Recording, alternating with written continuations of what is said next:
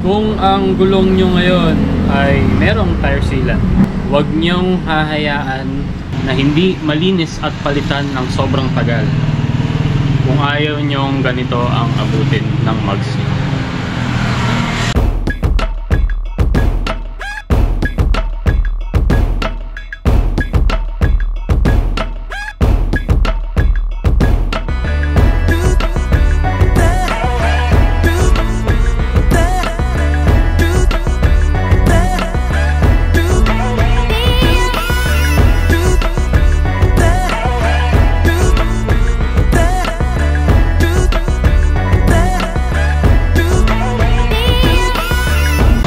What's going on mga kamambo? It's your boy Rico again, and for today's video may na-encounter tayong issue ever since nagpalit tayo ng gulong kay Pinky.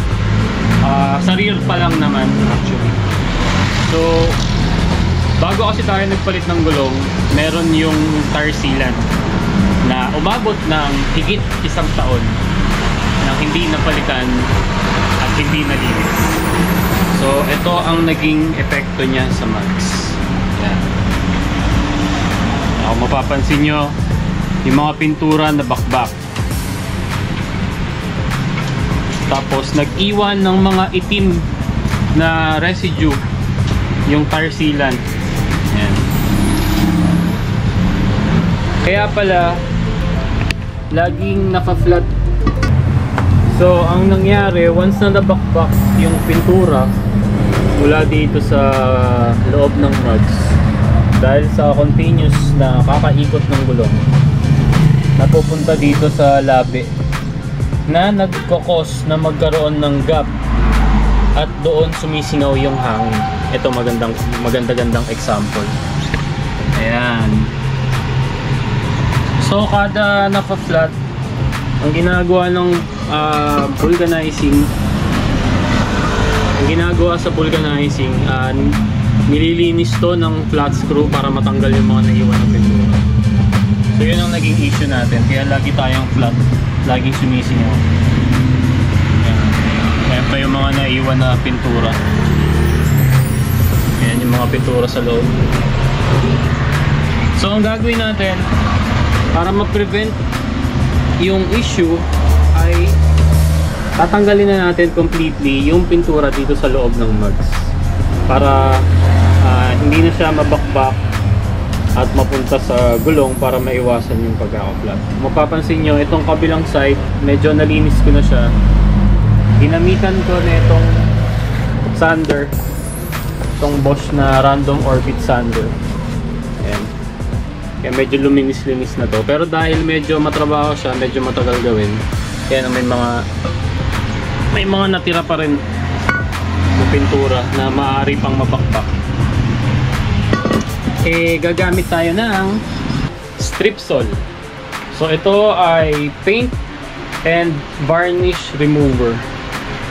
So papahiran natin yung loob lang ng mugs para matanggal na yung pintura, at gagamit tayo mamaya nitong ito ay prying tool, ginagamit pambukas ng kaha, pero yung dulo nito gagamitin natin pang kiskis, at yung matitira ay gagamitan natin ng steel brush, at pag may natira pa rin siguro lilihahin na natin mano-mano.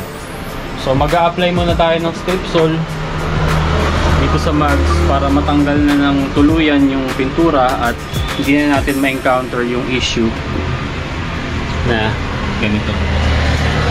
Ayan, ang dami yun. Yan yung mga nabakbak na pintura. So ito ay dahil sa napabayaang tire sealant na inabot ng higit 1 taon na hindi pinapalitan, hindi nalinisan.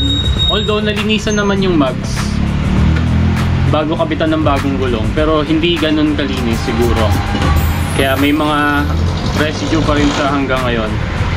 Tapos ayun nga, yun yung naging cause para mabakbak yung pintura, na naging cause naman ng laging pagka-flat ng gulong.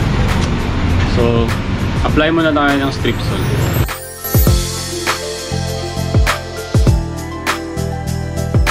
meron tayo dito takip ng CVT cleaner. Gagawin nating lagayan itong Strip-Sol. By the way, pag gagamit kayo nito, kailangan nyo maging sobrang ingat kasi ito ay napakahapdi sa balat. Biruin nyo yung mga pintura at saka varnish, kaya nyan lusawin. Makikita nyo mamaya.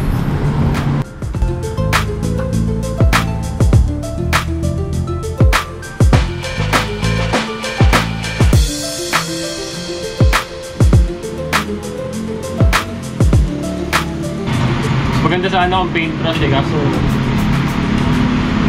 wala akong paintbrush.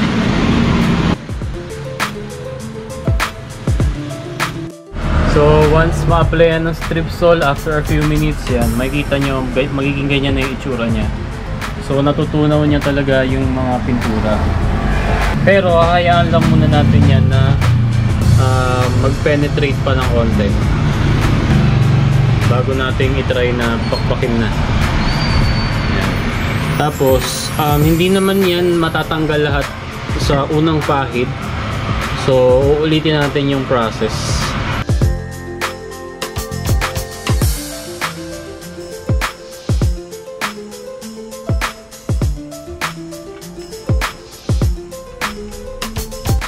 So, pagkatapos ng first coating at first linis, and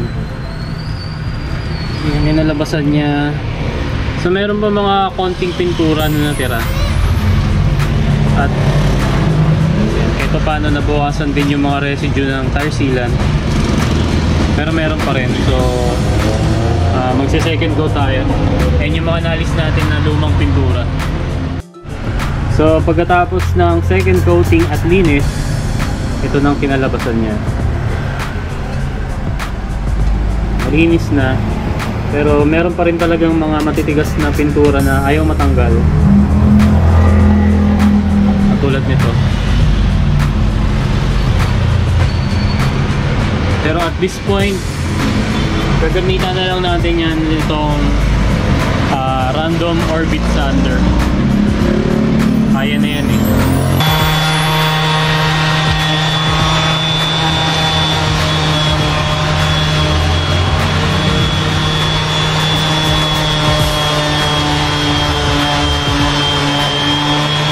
At finally, okay na rin yung mugs natin. Hindi naman natin kailangan sobrang pagkakintab-kintabin na, pero at least wala na yung mga malalaking pintura na pwede mabakbak at magbara sa labi ng gulong. Ang next naman natin ay yung gulong mismo. Kasi yung mga pintura na yan na nasa loob na medyo dumikit sa gulong, kailangan natin maalis kasi yan pa rin ay pwedeng mag-cause ng ganito. Pag dumikit sa labi, nagkakaroon ng gap at doon sumisingaw yung hangin. So linisin muna natin yan.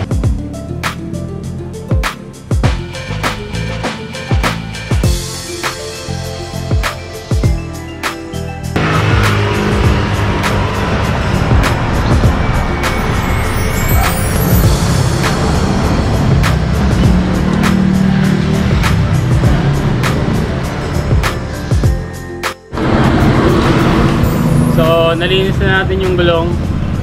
Although, may konti pa rin mga pintura na natira. Wala eh, ayaw na talaga matanggal eh. Sobrang dumikit na. Pero, hindi naman ako nababahala kasi maliliit lang naman. Kaya, hindi naman na siguro magkukos ng issue. So, ang last na lang natin gagawin bago ipakabit ulit yung gulong ay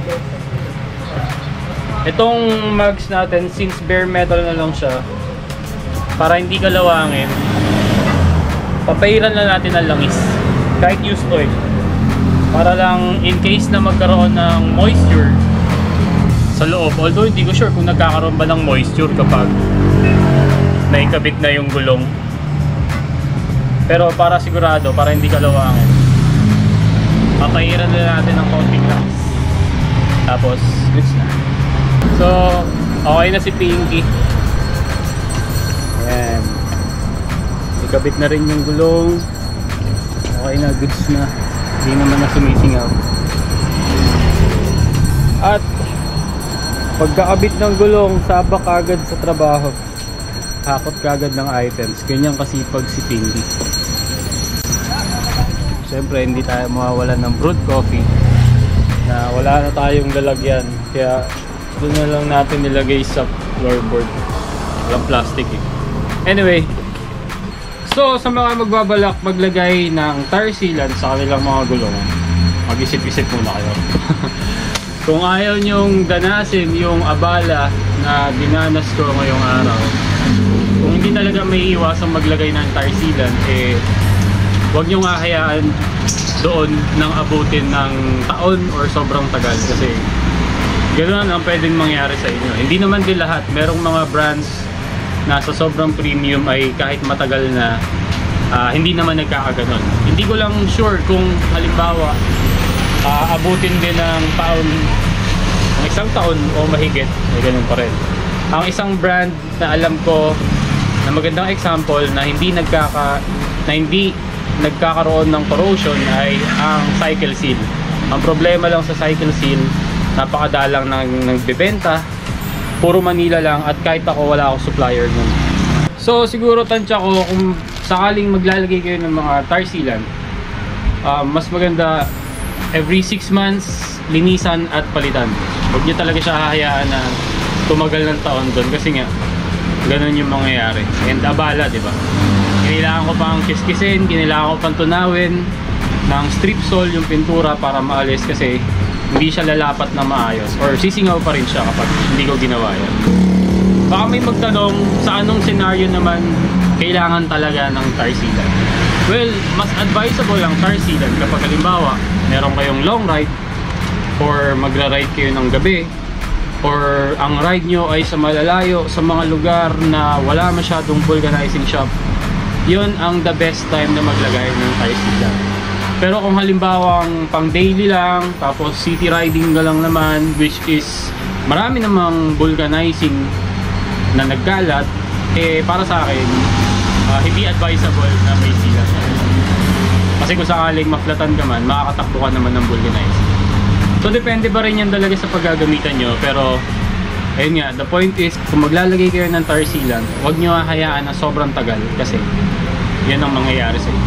So that's gonna do it for this video mga kamambo. Salamat sa panonood. Kung nagustuhan nyo, please like, share, and subscribe. At see you sa next content.